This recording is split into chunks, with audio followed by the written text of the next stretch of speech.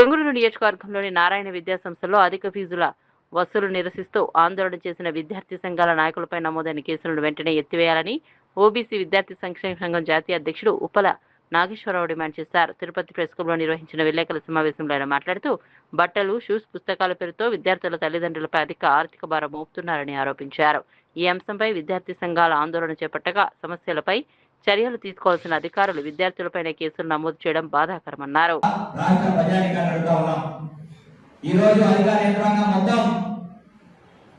విద్యార్థుల తల్లిదండ్రులని జలగలాగా రక్తాలను పీడిస్తున్నటువంటి నారాయణ విద్యా సంస్థల పైన, నారాయణ స్కూళ్ల పైన ఎందుకు చర్య తీసుకోవట్లేదు సార్?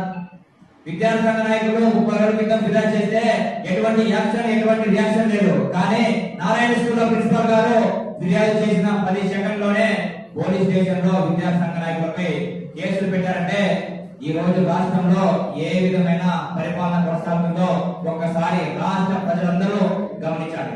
అదే విధంగా అధికార యంత్రాంగాన్ని కూడా ఈ మీడియా ముఖంగా ఒకటే అడుగుతా ఉన్నాను.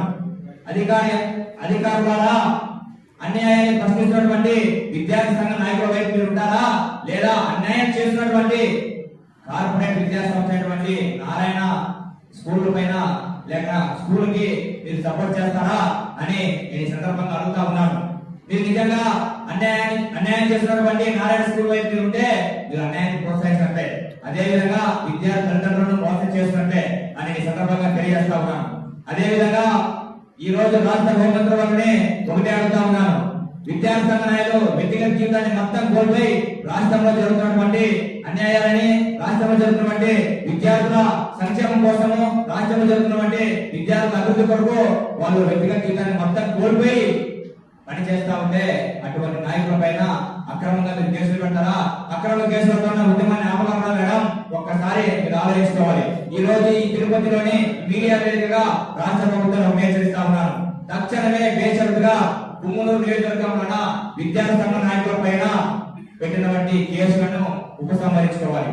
లేని పక్షంలో చలో పొంగనూరు అనే కార్యక్రమాన్ని అన్ని ప్రజా సంఘాలని, అన్ని విద్యార్థి సంఘాలని, అదే విధంగా అన్ని స్టూడెంట్ నాయకులు అందరినీ కలుపుకొని కూడా చలో పొంగనూరు కార్యక్రమాన్ని త్వరలో చేపడతామని చెప్పేసి ఈ సందర్భంగా తెలియజేస్తున్నాను.